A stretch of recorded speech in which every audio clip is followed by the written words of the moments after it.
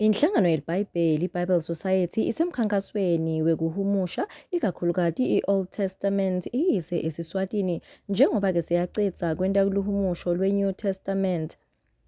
Kanike ngemuva kwandiphethe ngabo-1968 baka-Bible Society basebenzisana nayo-ke iMpumalanga kutsi-ke libhayibheli selilifundvwa nangeSiswati.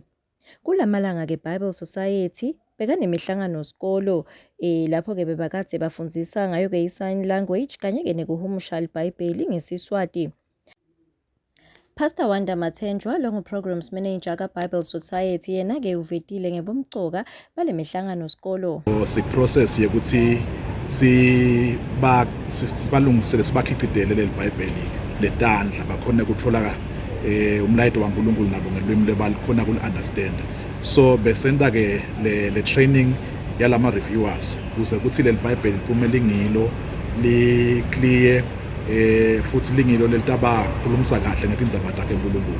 So besingaloko namhla ke lapha sikhona khona namhla lapha sizama ukuthi siceceshe futhi ema reviewers umbukele uyade ukuthi already sinalo iBhayibheli leSiswati kodwa kulomnyaka ledlule nje sike salonja study iBhayibheli but bekwe New Testament kuphela.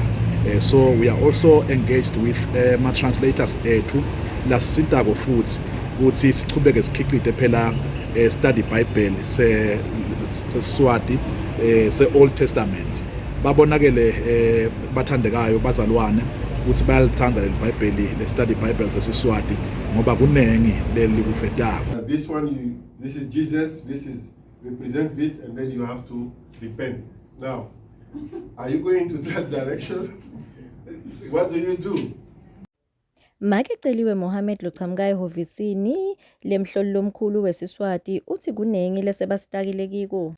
Uyasifundisa kakhulu udokotela langekhathi indlela nje yokuhumusha netindlela abasebenzisako lamanye emave basahumusha iBhayibheli.